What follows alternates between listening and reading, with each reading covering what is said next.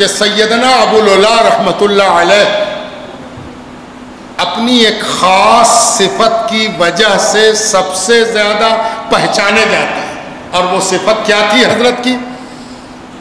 کہ ہر ولی حضور کی سنتوں کو زندہ کرتا ہے، حضور کا نمونہ ہوتا ہے، صلی اللہ علیہ وسلم کی یاد تازہ کراتا ہے۔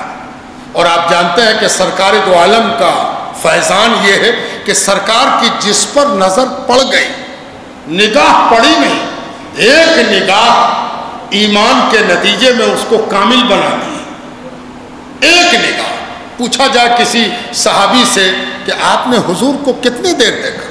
کہا کہ ایک ملاقات حضور سے ہوئی تھی، اس ایک ملاقات نے اتنے علوم پڑھا دیے کہ دنیا دنگ اور محو حیرت ہے کہ انہوں نے تو حضور کی زیادہ صحبت نہیں پائی، تو ان کو سیاست، ان کو تقوی، ان کو پرہیزگاری، ان کو علم حدیث، ان کو علم فقہ، ان کو علم کلام، ان کو علم تفسیر کہاں سے آئی؟ اس ایک نگاہ کی تاثیر۔ اب کسی کے دل میں 1000 برس کے بعد یہ خیال پیدا ہو کہ یہ کام حضور تو کرتے تھے، آج بھی ہو سکتا ہے۔ جی یہی کام سیدنا ابوالعلا رحمۃ اللہ علیہ نے کیا۔ پوچھتے تھے جب کوئی آتا تو پوچھتے حضرت محنت کرو گے کہ بغیر محنت کے؟ محنت والا راستہ چاہیے۔ اگر کوئی کہتا کہ ہاں حضور محنت والا، تو کہتے کہ جاؤ یہ کام کرو، یہ عمل کرو، یہ وظیفہ پڑھو، یہ مجاہدہ کرو، یہ مراقبہ کرو، کرتے رہو، دیکھو اللہ تعالیٰ شاید مہربانی کرتا۔ اب کوئی کہتا کہ حضور ہم اس لائق کہاں ہیں، ہم تو صرف اس لیے آئے ہیں کہ ایک نگاہ کرم ہو جائے اور تقدیر پلٹ جائے۔ تو حضرت کہتا اچھا تو میری طرف دیکھو، میری طرف دیکھو، سب سے نظر ہٹا لو، توجہ رکھو۔ حضرت توجہ فرماتے اور ایک توجہ میں کایا پلٹ، طے شود جادے 100 سالہ بآہے کاہے، 100 برس کی راہ ایسی طے ہوئی کہ پتہ ہی نہیں چلا کہ کیسے طے ہوئی۔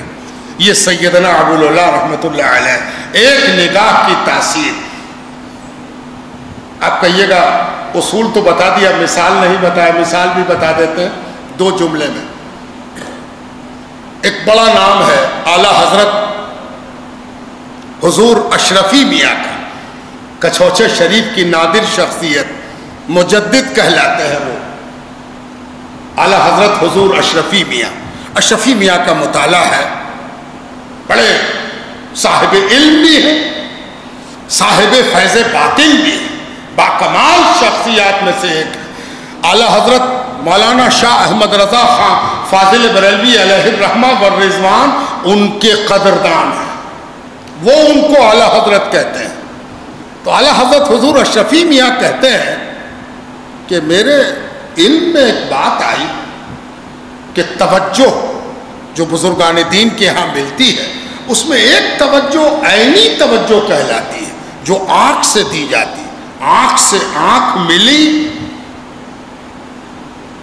اور فیض آنکھ سے آنکھ میں منتقل ہو گیا، جس کو توجہ ہے عینی کہتے ہیں۔